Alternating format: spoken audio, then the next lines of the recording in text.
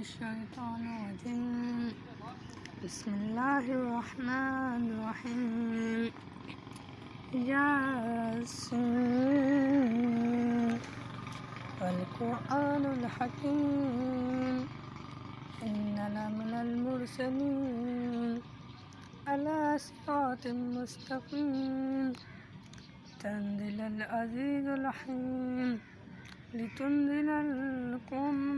ما أنزل آباؤهم فهم غافلون لقد حق القول على أكثرهم فهم لا يؤمنون إنا جعلنا في أعناقهم أغلالا فهي إلى الأذقان فهم مقمحون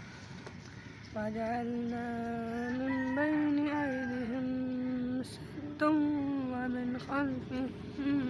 سدا فأغشيناهم فهم لا يبصرون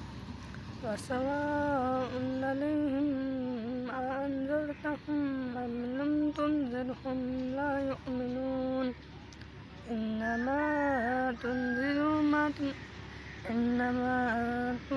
من اتبع الذكر وخشي الرحمن بالغيب وبشره بمغفرة وأجر كريم إنا نحن نحيي الموتى ونكتب ما قدموا وآثارهم وكل شيء أحصيناه في إمام مبين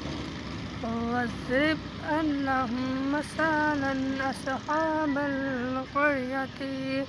إذ جاءها المرسلون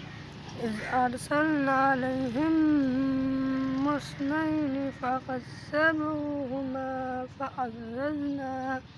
بثالث فقالوا إنا عليكم المرسلون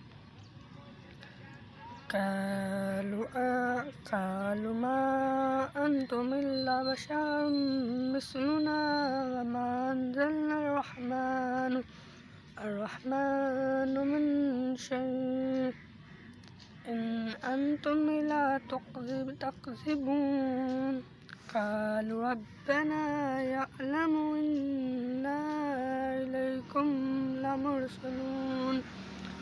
وما علينا إلا البلاغ المبين قالوا إنا تطيرنا بكم لئن لم ينتهوا لنرجمنكم ولا يمسنكم منا عذاب أليم قالوا طاهركم معكم وإنا يذكركم بل أنتم قوم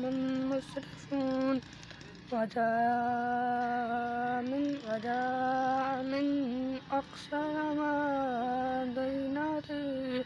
رجل يسعى قالوا يا قوم اتبعوا المرسلين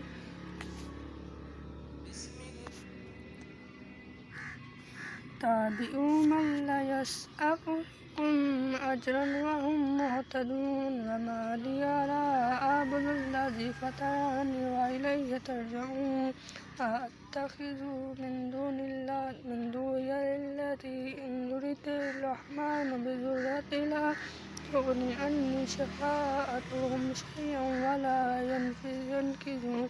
إني إذا لفي ضلال مبين إنا آمنت بربكم فاسمعون كي لا تدخلوا الجنة قال ليلة قوم يعلمون بما غفر ربي وجعلنا من